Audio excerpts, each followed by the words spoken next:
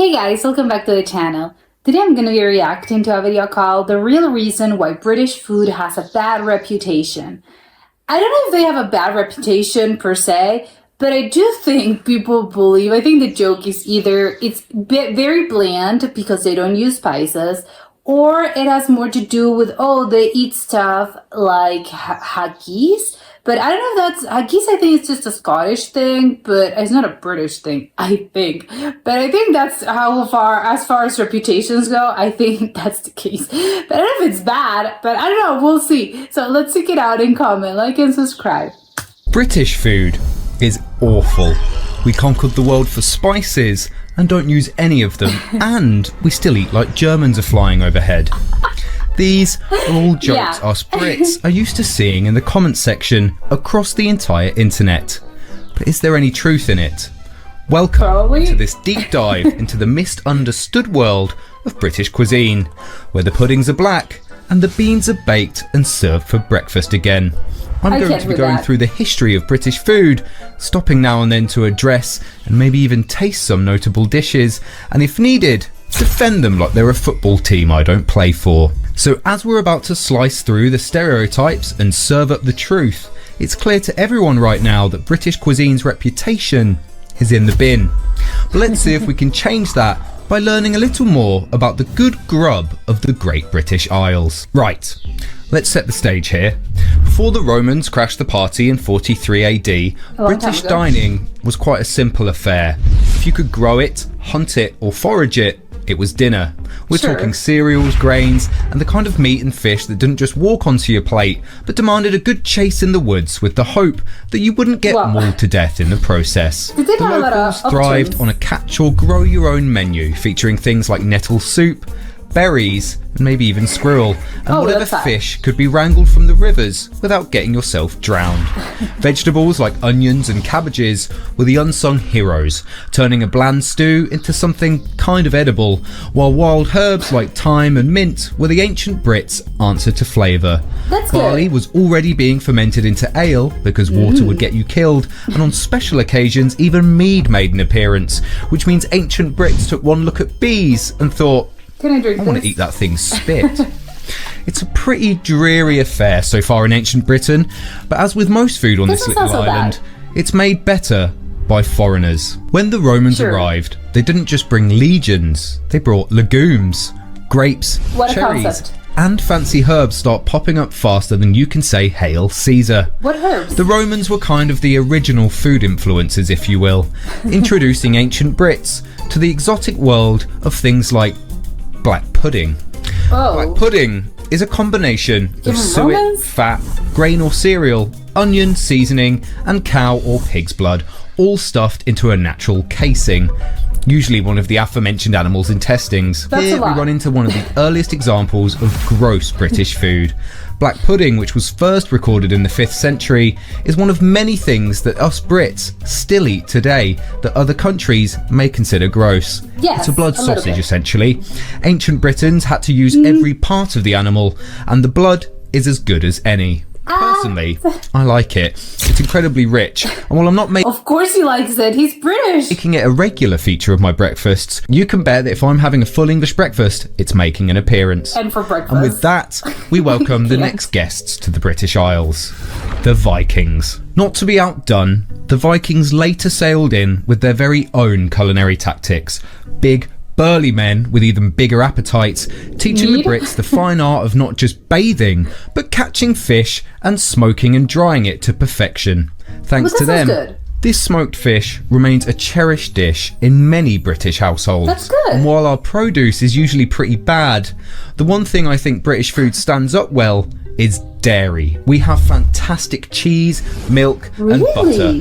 British cows, sheep, and goats practically entered food folklore, becoming the unsung heroes of the British breakfast table. And if you haven't had the pleasure to try our cheese, butter, or milk from Britain's grass-fed pastures, it's bloody gorgeous. And while you might not have heard of it, it is the envy of many parts of the world. Each wave of invasions left its mark on the UK, like gravy stains on a white t-shirt. From Roman vineyards to Viking smokehouses, Britain's menu started to evolve. from survival snacks to a buffet of bizarre but beloved dishes. Something good. And things just keep getting better, because up next are the Normans. The Normans kicked things off in There's just so many people 1066, here. not just conquering lands, but appetites, annoyingly introducing French zest into English diets.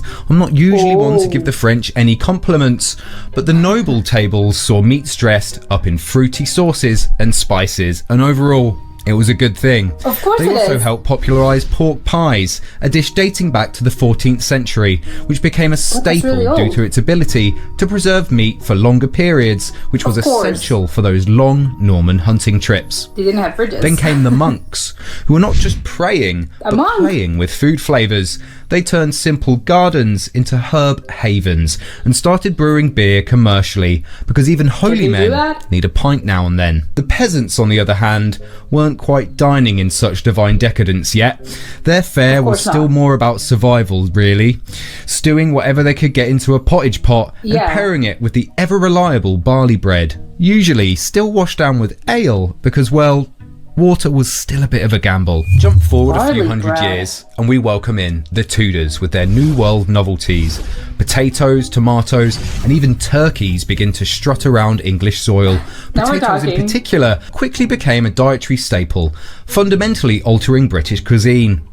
Sugar and spices start flowing more freely, especially at the tables of the sweet-toothed wealthy, making pastries and desserts more elaborate than Henry VIII's body count. The Tudor The concept of not knowing what a sugar thing was back in the, 1700s, it's so weird to me because we're so used to having desserts that it's crazy that for a long period of time, humanity didn't really know what a dessert was. era also saw the rise of a ploughman's lunch. It wasn't called that yet, What but is it's a that? simple rustic meal that combined bread, cheese and pickles and sometimes some cold meats. That's delicious. Essentially, a working man's picnic. While it did become more formally recognised and marketed later, its I like roots it. trace back to this era. Spices such as pepper, cinnamon and cloves began to permeate British cuisine through They're- colonial trade routes, I would assume they were significantly expensive. altering the flavour profiles of most British food. Treacle tart, which was first mentioned in the 19th century, Sounds its delicious. origins to this influx of sugar, becoming a quintessential British dessert. Welsh rarebit also emerged during this time.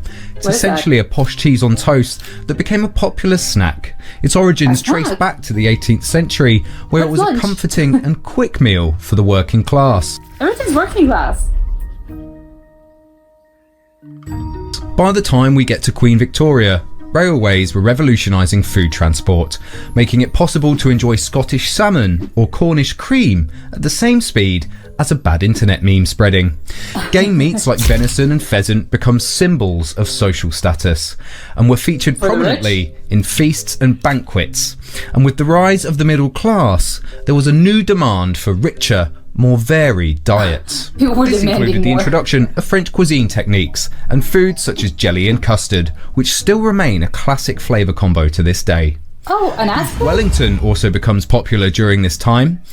Named after the Duke But it of was older. Wellington following his victory at Waterloo in 1815. Oh, it's not after a This guy. luxurious dish is a prime example of how British cuisine began to incorporate elements of French cooking, reflecting the opulence of the time. Yorkshire pudding very also opulent. made its debut in this period. Originally served as a first course to fill up diners before the main meat dish, it's made from a simple batter of eggs, flour and milk. It became a beloved part of the British And that's Sunday it? roast, a meal that remains at the heart of British family life to this day. It reminds me a little bit of something a mix between a biscuit and those Portuguese custard tarts. The Victorian era also popularised fish and chips. Originally brought in by Jewish immigrants, it becomes a working They were class Jewish staple. immigrants. And by the mid-19th century, the combination of fried fish and potatoes was both cheap and filling, is the making it an most famous instant hit. Dish. This dish remains a symbol of Yeah. British food. Shepherd's pie, with its origins in the late 18th century, became a comfort dish and was Does it also have pretty potatoes? handy for using up whatever leftover roast meat you had. It's essentially a minced meat pie topped with mashed potatoes and baked to a golden perfection. I think it sounds a dish great. that represents the resourcefulness of British cooking during times of scarcity. And we also get the Scotch egg during the Georgian era around that's so weird. 1738. It's invented as a portable snack for travellers. This hearty snack became a popular item and its influence continues to the present day. Because it's cooked. Eton it's gonna mess is break. also a dessert born in the 19th century at Eton College, which combines strawberry, meringue and whipped cream into a delightfully messy treat Oh, that's that became great. synonymous with British summer. Now we get to something So, quite so big. good. Tea. Tea is Britain's liquid pride. When the government slashed tea taxes, it was like a national tea party. From duchesses to dock workers, everyone was sipping the steep delight, because there is nothing like a hot cup of colonial conquest to brighten your afternoon.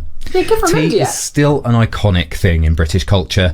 Not everyone drinks it nowadays, but everyone's got a plug-in kettle, which the National I'd be very surprised if a British person in this day and age doesn't drink tea. I'd be shocked. Electric grid has to compensate for at specific times in the day due to everyone switching it on and making a nice cuppa. Shortly after, canned food bursts onto the scene, changing the British invented plate this. forever. Quality, optional. Convenience, though, mandatory. Suddenly, dinner was just a can opener away. And with this came one of the most insulted dishes in British culture, baked beans.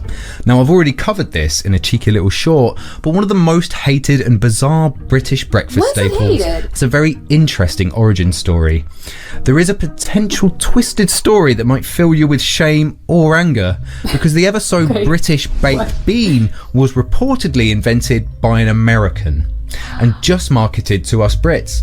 That's It's believed offensive. baked beans were first canned around the 1860s, but it was the Pennsylvania-based H.G. Heinz so long Company, ago. founded by Henry Heinz, that started mass production of tin baked beans in 1895. Okay, that's The newer. company started producing the cans in Pittsburgh, but became a British favourite. As we get closer to modern day, Pittsburgh? British cuisine evolved from a melee of medieval meats to a structured symphony of starters, mains and desserts, each era layering its own unique flavours into the hearty, sprawling banquet that is British food history. The phrase "Brits still eat like Germans are flying overhead" was mentioned earlier, and a lot of what happened to British eating habits during this period is where I think most people are stuck in their ways. Oh, but that's sad. World War I brought rationing, with sugar, meat and butter becoming Everything. more precious than a sunny day in London. It was very Victory scarce. gardens popped up, and people were encouraged to plant and grow their own food, which worked at the time because, unlike today, more people had gardens. The years between the world wars provided a That's true. brief respite, allowing British cuisine to recover slightly. However, the economic difficulties of the 20s and the 30s meant that many of the lessons in frugality and self-sufficiency from World War I were still retained. Mutton pie, a vegetable pie with literally whatever is available at the time, became a staple. pie. And the refrigerated ships previously used to transport imported goods were now being used for the war effort. So British people got used to making whatever they could with whatever they could get their hands on. Yeah, what you have. Mock banana, which is a dessert made of boiled and mashed parsnips mixed with sugar and a bit of banana essence, was one such inventive creation. Wow. The jellied eel, however, doesn't sound rose to good. infamy during this time. While the British, especially Londoners, had been eating eel for centuries at this point, it became particularly associated with wartime austerity. Now, to an outsider, jellied eels isn't something most Brits eat to this day. Doesn't In sound fact, a lot of appetizing. us have never had it. Oh, Myself really? included. I won't be trying it because I know it's going to be gross. And to this day, it's only really eaten in a small part of East London. Okay, so no one has this in real life. Great. Good to know. As we move past the wars, welcome to the kitchens of post-war Britain, where the menu was as grey as the sky.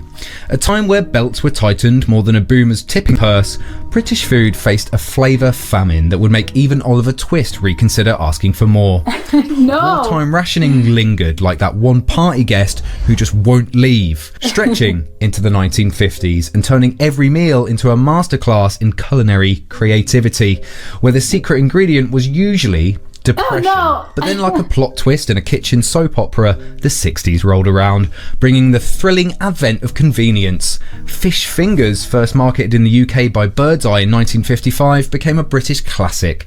These culinary That sounds so liberators good. weren't just easy on the clock, they were symbols of modernity. Why spend hours cooking a meal when you could make it magically materialise from the Yeah. mystical realms of the freezer aisle? Of The course. 1950s also saw the rise of Toad in the Hole, which despite its odd name, became is a that? beloved comfort food for post-war families. is Sausages it? baked in a Yorkshire pudding batter with a bit of gravy. What's not to love? Yeah. Another post-war favourite that emerged during this time was Bubble and Squeak. This dish, made from leftover Oh, those vegetables, especially potatoes and cabbage, became a go-to meal for frugal families looking to stretch their food supplies. And now we move on to something that I think improved Britain's food forever. And I'm talking, of course, about immigration. Post 1945, the influx of immigrants from the Caribbean, India, and Pakistan introduced new spices places. and culinary techniques, leading to the integration of dishes such as curry, which has become a British staple. And so from Immigrants there, that were unable to get hold of ingredients they were used to from their homelands started using alternatives that they could find in British shops and supermarkets, creating They an have to entirely replace new it. subgenre of their homeland cuisine, usually changed and catered to the British palate. Hundreds of dishes are invented during this time as part of the British cuisine culture, and these dishes remain unique to this day. Just look at what we call a Chinese. It will differ massively from what's available in other Chinese restaurants across the globe. I The think Chinese is popularisation like of that. chicken tikka masala, an adaptation of an Indian dish tailored to British taste, symbolises the fusion of cultures in modern British cuisine. Looks Curry great. became the new national comfort food, with chicken tikka masala leading the charge as our new national dish, because nothing says British like spicing up an Indian dish until it's almost unrecognisable. Britain now Yeah. has a plethora of curry houses, and going to one is still a national pastime. Getting drunk on clean Asian lager, ordering way too many poppadoms and naan, and being incredibly rude and annoying to the curry house waiters has been an integral part of the British experience since the 1970s. Don't be As rude we to your enter waiter. modern British cuisine, gone are the dreary days of boiled beef and bland veggies. We've entered the golden era of British cuisine now, where culinary wizards are casting delicious spells left and right. Leading the charge in this delicious revolution are celebrity chefs, who during the late 90s and early 2000s become household names. You've got angry Gordon Ramsay, sad and whiny Jamie Oliver, sexy and sad? illustrious Nigella Lawson, and of course there's Heston Blumenthal, the mad scientist of modern cuisine, who's more likely to use a periodic table than an actual one to dine on. Chef after chef, the culinary cred of the UK slowly starts to get better. And the revolution doesn't stop at fancy dining either. The humble British pub has had a makeover too, thanks to the gastropub movement, marrying pints with posh nosh to transform the pub grub scene. Bangers and mash, which is a simple dish of sausages and mashed potatoes, once a staple of the working class, now graces the menu of high-end gastropubs across the country. British Nice chefs and start easy. geeking out with things like sous vide machines, turning traditional stews into gorgeous gastronomic galaxies. Imagine your nan's Sunday roast, but deconstructed into a taco. Somewhere in London, you're going to find it. And that's the sort of thing that brings us into modern day. Certain things in the latter half of the 20th century start to get popular in British households. Sticky toffee pudding, Eton mess, I want to have and lemon that. drizzle cake all become familiar to the working class and rise to fame as a popular choice for those with a sweet tooth. And there you have it. British cuisine has shed its stiff upper lip to embrace a kaleidoscope of flavours from around the world. From the science lab to the pub, the UK's food scene is not just catching up, it's sometimes leading the charge. We've got a bunch of Michelin star restaurants here in the UK, proving that when it imagine, comes to yeah. cuisine, Britain is anything but boring. Sure, the average state of most UK towns and cities is still going to be reduced to curry and kebab houses, Chinese takeaways, and thousands of pretty bad pizza and burger joints, but when considering how far we've come, This is it's not so exactly big. the worst in the world.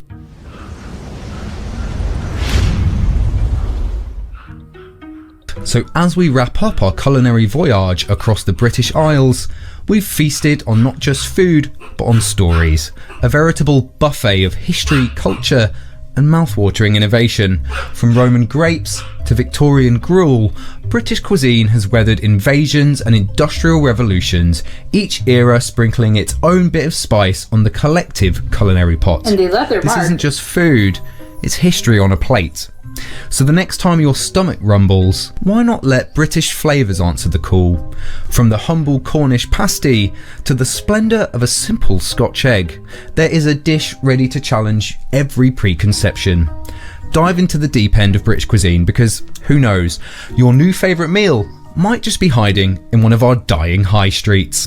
This is lovely. I do agree wholeheartedly with what he said about it's all history. I think it's not just food, it's history. It really does tell a story. I think it's really nice to check out how I think British food has evolved.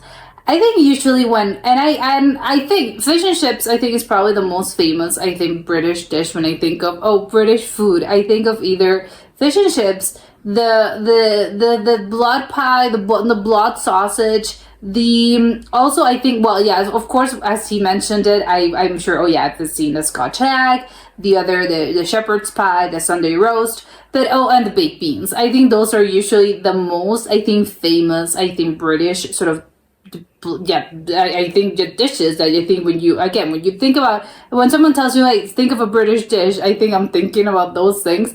But it's really, I think it's crazy to me that, of course, it all tells a story as in how it evolved to, because they eat that these days. And it's because, again, the Romans came 1,000 years ago, and then they invaded, and then the Normans came, and then another group came, and that's the way it goes. But I think it's really nice because I think it's, again, what is British, British culture. I think something like this really does. I think brings, maybe this is me being very, superficial about the whole thing. But it's just, if we're talking, and we're judging just basically about the food, it's really, I think, a combination of basically other people that came into this region. I'm not going to say country, I'm just going to call it a region. And they came into this region and they left their imprint. And you can see that and it has been like this since the dawn of time. Because you could see it with the Romans, you could see it with the Vikings, you could see it with all of that. And then in this sort of, recent, years, recent-ish, because it's not as in the last 10 years, is apparently from around the 1940s, there's so many immigrants that came from, I think it was India and the Caribbean, I believe. There are other people that came.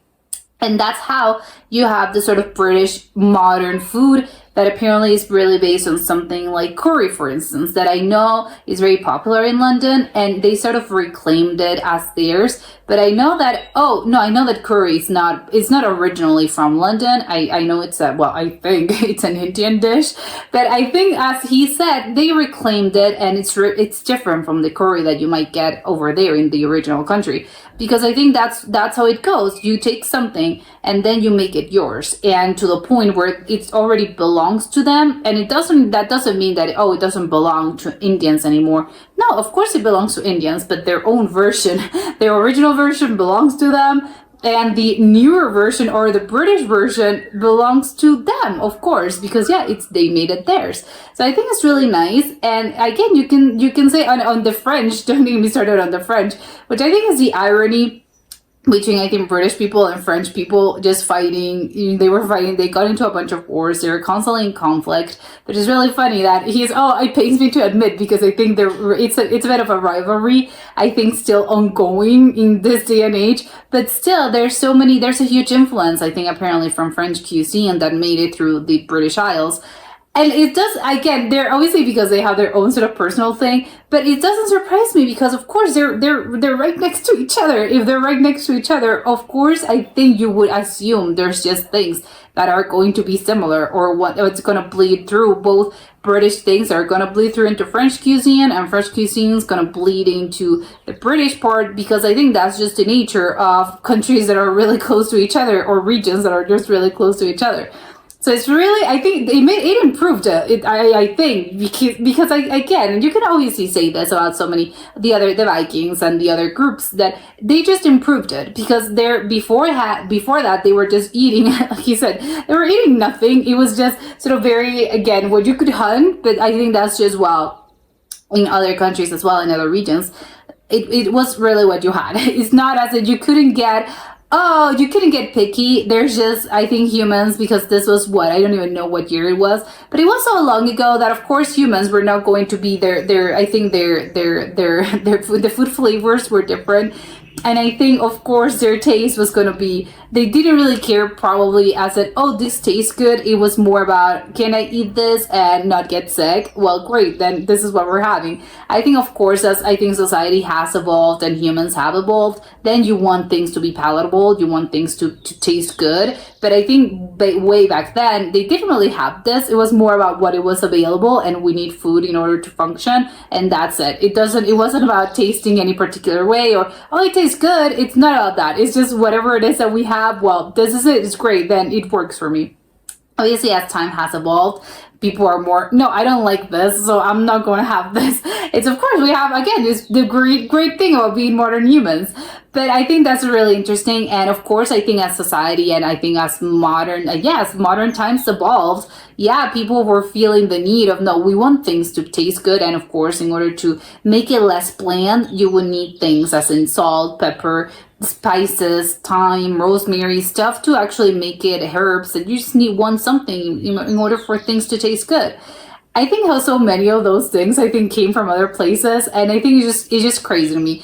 Because again, for something like tea, for instance, that I think it's something that obviously you relate, or I know I do. I relate British, the British Isles. I relate that with, oh yeah, of course they love their tea, and it's just a very British thing. But it's crazy to think it didn't even came from that region in particular. So it's kind of crazy that, oh, how crazy fast things adapt and countries adapt certain things to the point where you kind of, oh yeah, right, this is not from there originally, but you would be, I don't think you would be wrong to believe it came from there, just because it's so particularly ingrained into their own, into their own identity, I think, because I don't think I'm crazy to say it's a part of their identity. Something like tea, I think it's a really British thing.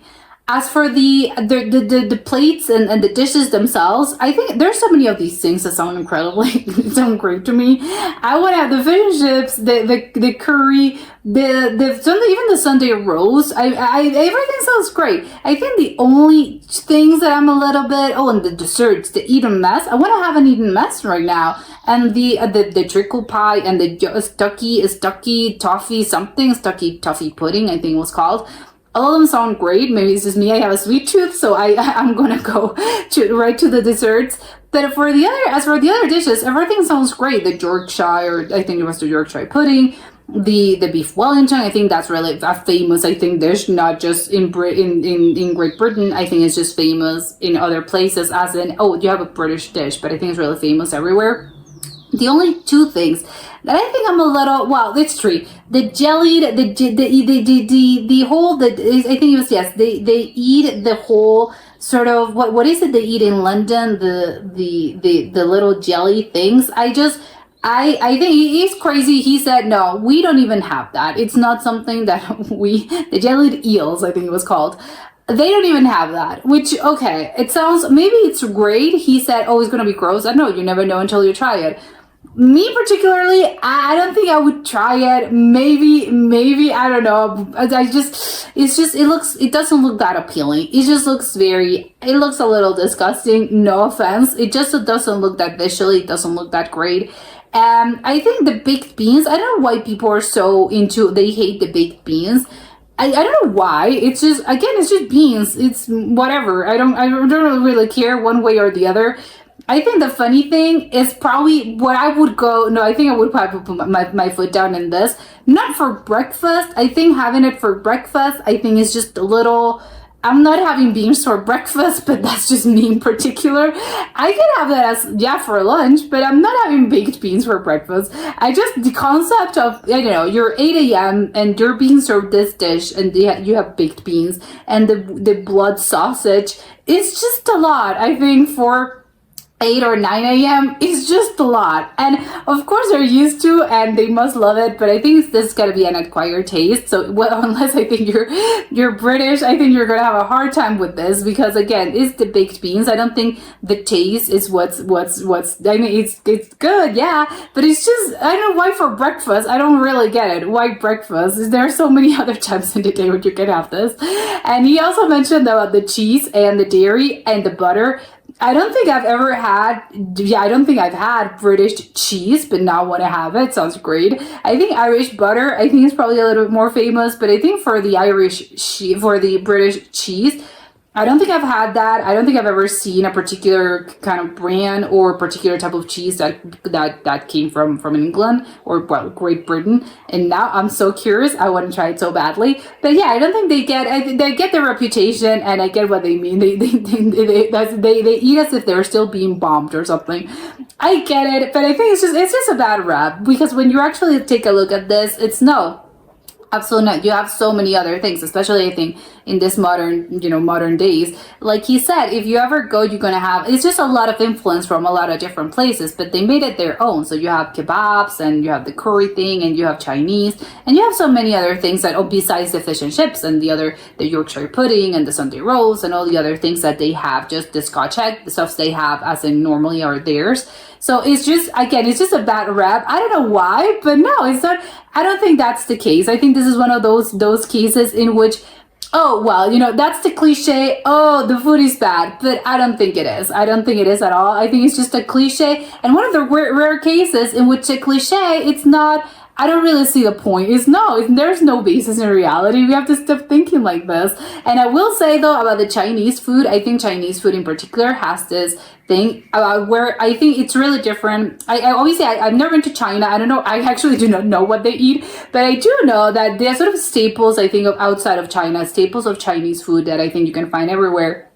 As in the fried rice, or I don't know what other Chinese thing, the chicken or the ribs. I don't know the other, I think, normal things that you would go, yeah, that's Chinese. I hardly doubt they eat that in China. I think it's just Chinese has this thing about being, I think whatever Chinese immigrants sort of arrived, they just adapted whatever, I think, their cuisine to adapt into the place they arrived, and they had to adapt it so much to the point where I think, ask a Chinese person, hey, does this look like Chinese to you? Bro, they're going to be, what on earth is that? We don't need that here.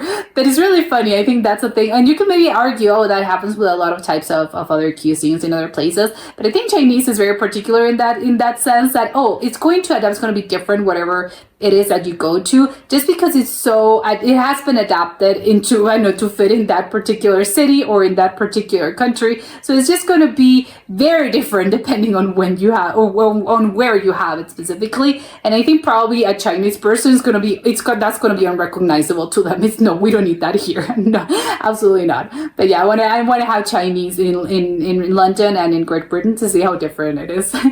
But that was it for today, and I'll see you next time. Bye.